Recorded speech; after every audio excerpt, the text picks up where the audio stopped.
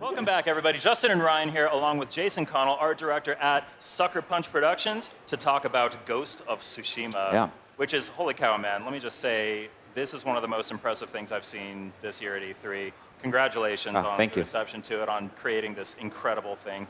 I think today we're going to do something a little different. We're going to do a deep dive into the world of Ghost of Tsushima. That's right. So we have a few shots that we're going to queue up here, and what I'd like is for you to just kind of walk us through what we're seeing. Talk to us about some of the artistic techniques and some of the technical tricks that you're using to make this game look so incredible. Yeah, absolutely. Is that cool? Yeah. All right, awesome. let's queue up the first shot and let's get in there. You have to do it in a quick amount of time, right? Yeah. You have to explain your entire process. Yeah. So this is a shot in one of our bamboo forests, and what I love about this shot, aside from all the, I love lighting so much. But the volumetric haze and the kind of nice translucency on the leaves, all of that stuff makes you feel real. Yeah. But it's also trying to get everything in the frame to move. That's something that we're trying to do. Like just you start making a game like this, and you look at an old Kurosawa film or something like that. They have a good documentary called Composing Movement about a still samurai with the world around him just moving. And I love this frame because it just showcases that. That really comes through, especially in the trailer that we saw at the showcase. You can really see everything in the frame is moving. It's so just alive. Everything feels alive. It's really just an amazing job you guys are doing. That's the reason we opened up with that shot. You know, it's exactly what we want people to see when we first debut the game. So. And what's amazing is this is just one small little slice of the world that you guys are building at Sucker Punch. It's unreal. Yeah, that's Shall we move to the next one? Yeah, please. Oh my God! What? Come on, man! I kind of forgot the order, so like I'm just going to be shocked each time. Like, this is beautiful. I got a couple of things I'd love to talk about here. One of which is when we went to Japan. We went to Tsushima Island. And we saw, I personally saw some of the most beautiful sunsets and sun breaks, and just the sky was really evocative. And, and that actually is something that some of our last games had as well, if you go back and look at like Infamous.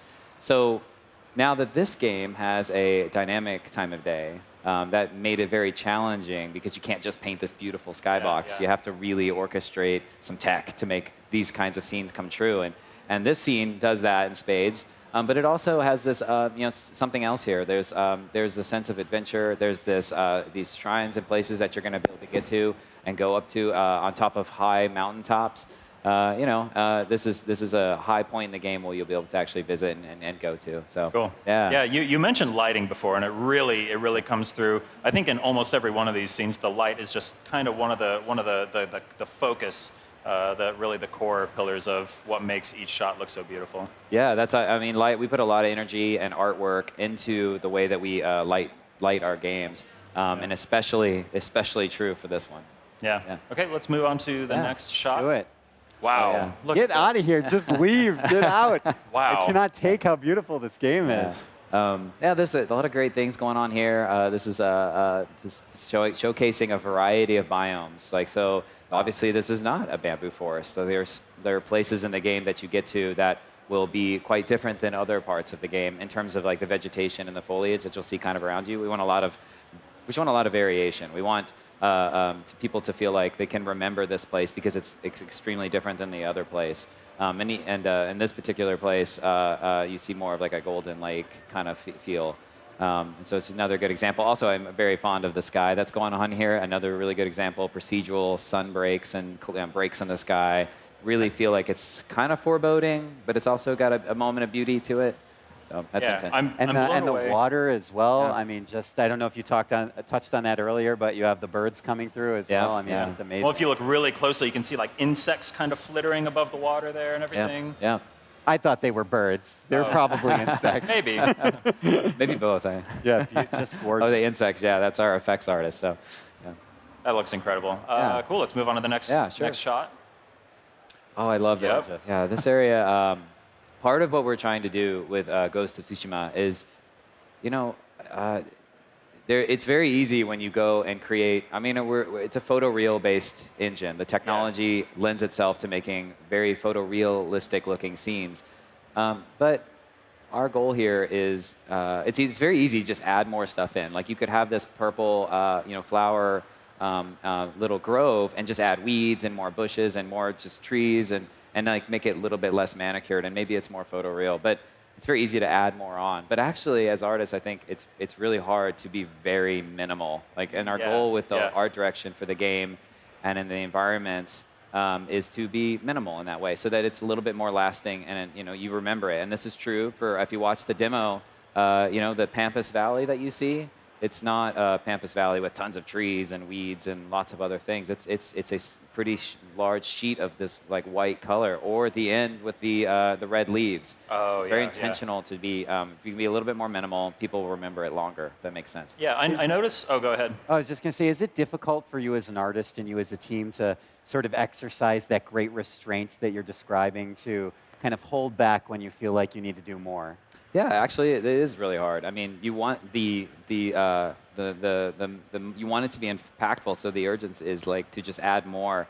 But it is quite hard. But it's a practice thing, and we're getting better at it. We've been working on it for a while, so we've been getting better at it, and we're going to keep getting better at it. And we've been working with some of our J Studio partners, and that they comment on stuff like that, and it's really helpful. So this is unreal. I notice you're making extensive use of depth of field in these shots, and that seems like it would be a really hard thing to emulate in kind of a live environment like a video game. What's it like implementing depth of field into the game and into these shots? Yeah, so these shots are taken in our world at real locations, and we spruce them up with our cutscene kind of editor a little bit, but like, for example, you don't want to be just running around the world with depth of field on all the time. Sure.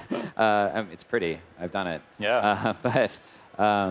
But there are areas that you can do it, and it makes it look really amazing. Like in the duel, we know you're in this mode, and you're fighting you're in this thing where you're fighting this other person, and we can do some really subtle tricks with the camera to make the scene feel more powerful. Add a little depth of field on it. The beginning of the duel, the camera starts a little higher up, and that's not a very dramatic shot. But as the duel goes on longer and longer and longer, it's not rotating all over the place. You have full control over it. But if you just slowly pull the camera down a little bit so it's more on the plane, it's way more impactful. It's another area where I think you probably need to practice restraint, because when I was first learning how to take photos, I do some photography stuff on the side.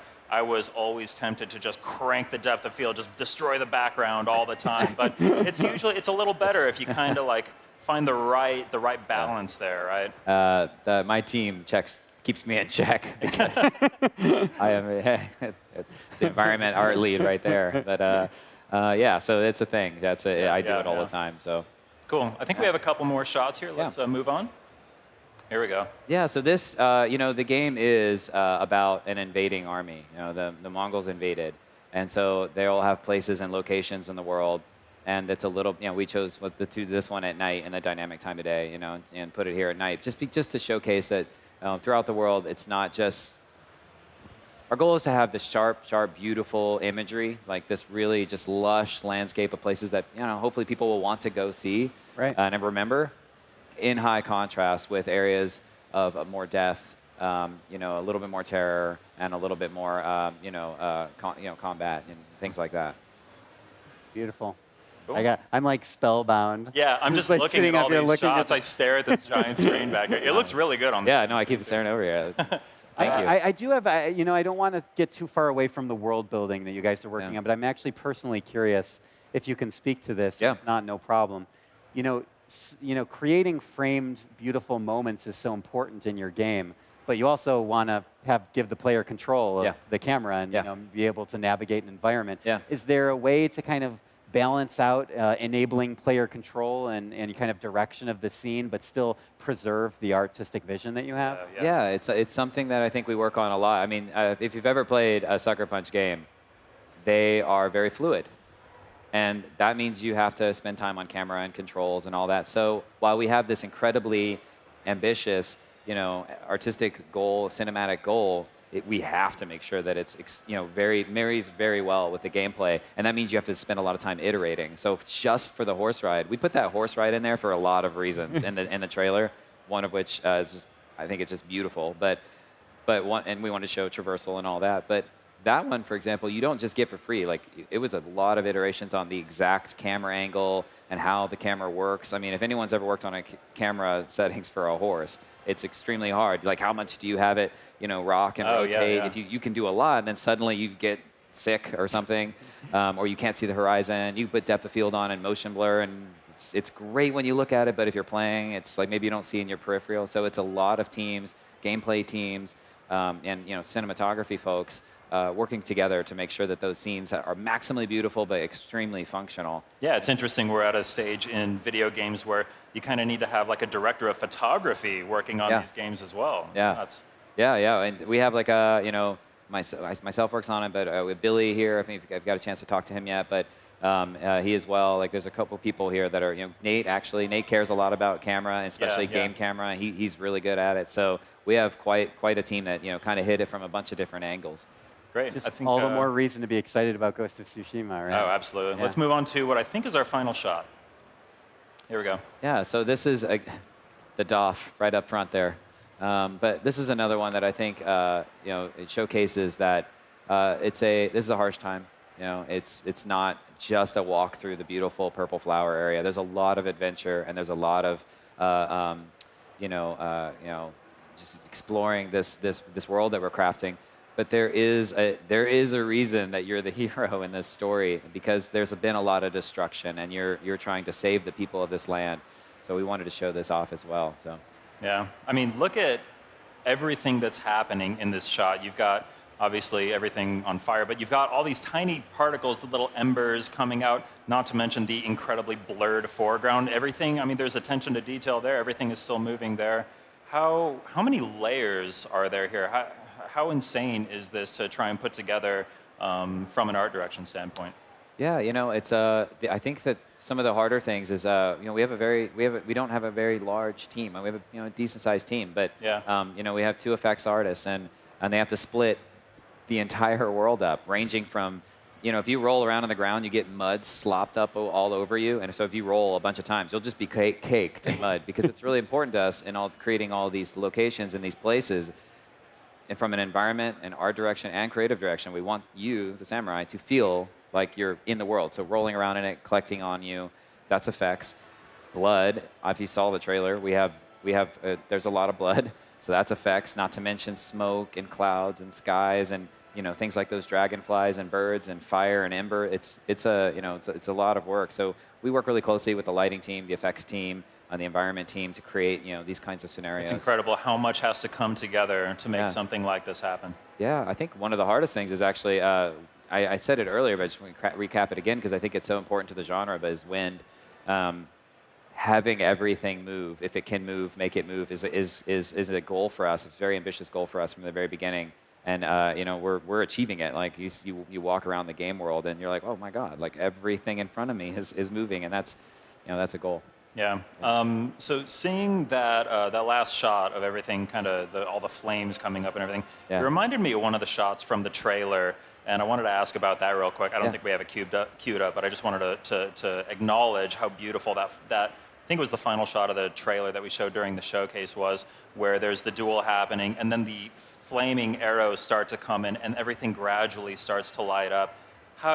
Where did that come from? It seems so inspired. It's so beautiful. You think that you're seeing something incredible, and then it just goes even further. Yeah. I love the ending of that, and there's a couple of reasons why. There is Jin Sakai. We want to present him as he's a harsh samurai. He can hold his own, but he's also knows that he can't do this without help of other people. So it's a little different. He is a little bit different than the average samurai, and that's actually really important to his growth as a character, because eventually he will become the ghost of Tsushima, and that starts with him being a little bit more compassionate in a moment where you may have normally seen somebody kill somebody. So our goal there was, how do we build the drama, not in the favor of compassion, but in the opposite direction? Fire, people right around the corner on them, and he still takes his time and isn't just here, yelling at her or anything like that. He's like, no, I need your help. Yeah. And that was the inspiration for that. Yeah. So it's no secret that you did a lot of research when you were preparing for this game. lots of travel, lots of on-location work. Yeah. When you were doing all this research, how faithful did you decide to be to the real-world locations that you visited versus kind of taking more artistic liberties with the worlds that you're building here? Yeah, well, when we went to Japan, and we went to, a couple groups of us went to Japan, and we went, and J Studio kind of guided us on this awesome tour, and it was fantastic. And then we went to Tsushima, and that place is stunning, and it's beautiful in its own way, and it's like 87% like deep, thick forest. Like you can't even go through it. You can't ride a horse through it. It's really hilly, and so it makes it a little hard to make a game out of that perfect landscape. But we did take the exact map, and so some locations. There's actually the beach where the invasion actually happened. We have that marked on the map. But in truth, it's we're making an original kind of story and an original character, and so there are some areas where, for the general gaming audience, we're like, oh, we're going to create something new in this section because maybe it would be really fun to adventure to. Yeah. Or we could put a really interesting story there. But usually those, when they're really off or different, we work with one of our J Studio producers who now is on our team. He's been helping us a lot, just guiding us on which ones we should go towards and which ones we should move away from. So it's been great having that help. Cool. I just want to acknowledge something that's kind of crazy. I think the last time that you and I were on a stream together was when Infamous First Light was getting ready to come out. I remember that. That was also a PS4 game. Yeah. It looked stunning, but this is on a different level. How have you guys just kind of done something so incredible on the same hardware that it feels like such a jump. Yeah, we build on a lot of the same tech. You know? But I think one of the things that we are doing, and especially is very prevalent in this demo, is really taking the time to give you the moments that need time, right? Like, so the opening shot, we don't just jump to it. Like, hero face, let's go. Like, no, we're going to play our composer, who's a Japanese composer, Shigeru Umebayashi is our composer. We give that time up front, and that is exceptionally important to showcase the beauty of the environment. And it's amazing. Like, just giving it a little bit extra time makes people appreciate other things more. Like when you finally get to the moment where you do the EI strike and you kill the guy in one hit. If you just like rolled in there and started hitting guys, it would be cool because I think our game is fun. But it's so much more impactful if you just let everything breathe and everybody kind of sizes each other up and you just let the world sit for a second. And that type of art direction and that type of creative direction, I think, helps make the big moments quite bigger. And I think that helps totally people agree. Impression on the visuals as well. Yeah, absolutely. Well, this really is just one of the most stunning games I think I've seen at E3 or ever, really. Thank you.